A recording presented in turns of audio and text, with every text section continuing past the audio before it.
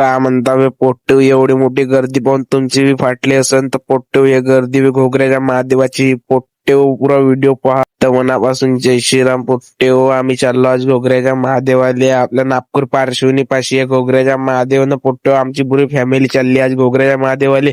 जाऊनच पाहून म्हणलो घोगऱ्या महादेवाले कसं काय म्हणून. तर पोट्टेव आम्ही निघतो घोगऱ्याच्या महादेवाले, तुम्ही पण या. तर पोट्टेव समीर भाऊ म्हणे ब्लॉक मध्ये घे म्हणे, मग मी घेऊन टाकला समीर भाऊले ब्लॉक मध्ये.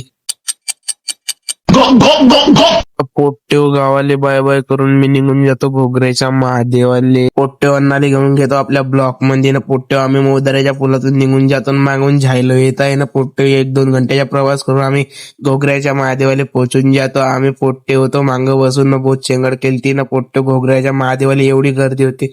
पोट्टेव तुम्ही बेहोश होऊन जा, एवढी गर्दी होती. पोलीस इकडं गाड्या, इकडं ठेलेवाला चालला. पोट्टेव कुल्फीवाला काकाजी दिसला. तर पोट्टेव ऑटोची लाईन तर सांगूच नका एवढी मोठी होती. तर पोट्टेव आम्ही जिबत उतरून घेत जातो ना, इकडे इलिगिन दिसते आपल्याला. तर पोट्टेव मग नैतिकले घेऊन घेतो आपल्या व्हिडिओ मध्ये ना. पोट्टेव चाल म्हणतो त्याला, तिकडं पाहून म्हणतो कसं काय म्हणून.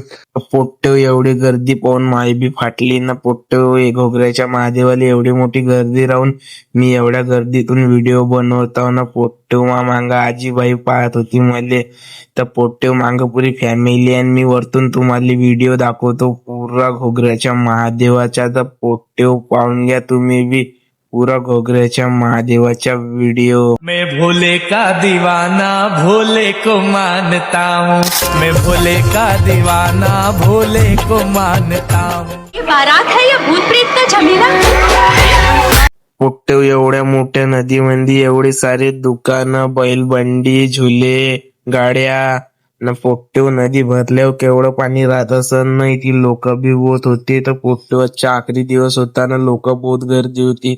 तर पोट्टेव पाण्यामध्ये बी बहुत लोक होते. तिकडं बी दुकानं होते. आम्ही थोडीशी आंघोळ करून घेतली, मग फ्रेश झालो आम्ही. गन्ने का ज्यूस बडा गिलास 20 रुपये.